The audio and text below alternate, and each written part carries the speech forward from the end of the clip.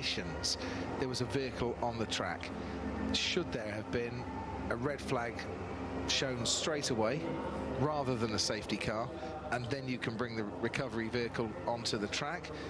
Was it the right thing to do to have a safety car to see if there's any way that the cars can stay out on the track whilst that car, Ferrari of Carlos Sainz, is recovered?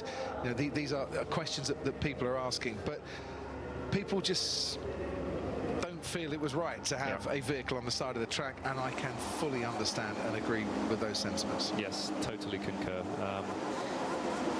You got to also think that the people in charge probably weren't around 8 years ago in the sport, but still should know what happened here. And also, it's just, I have to say, you know, it's common sense having a truck on the track. You shouldn't have it when there's racing cars going around. Personally, in these conditions, when you can't see, and the possibility of aquaplaning is, you know, it's very easy to cause an incident because of that.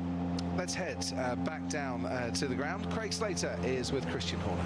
Yes, I'm with Christian here, and I'll pick up on that, which is what we've been talking about for the last half an hour or so, Christian. This issue with the recovery vehicle being on the track at the same time as cars are going out around in conditions like this. Do you have a feeling about the appropriateness or otherwise of that happening?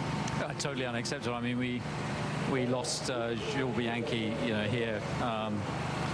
You know, what was it, 5-6 years ago, and that should never ever happen. So there needs to be a full investigation as to why there was a recovery vehicle on the circuit. Checo reported it to us, and of course in those horrendous conditions where visibility is zero, extremely dangerous. I mean, the FIA is saying we had double wave yellow flags.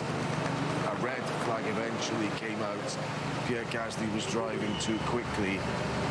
As far as you're concerned, it just shouldn't have been there when visibility was as it was, in particular. When cars are on the circuit, I mean, the virtual safety car was brought in, you know, for a reason.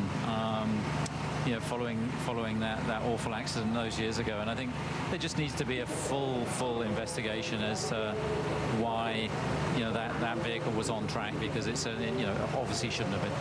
A miscommunication, possibly over-eager to keep things going here, because we're under daylight pressure, I suppose, to get this race done.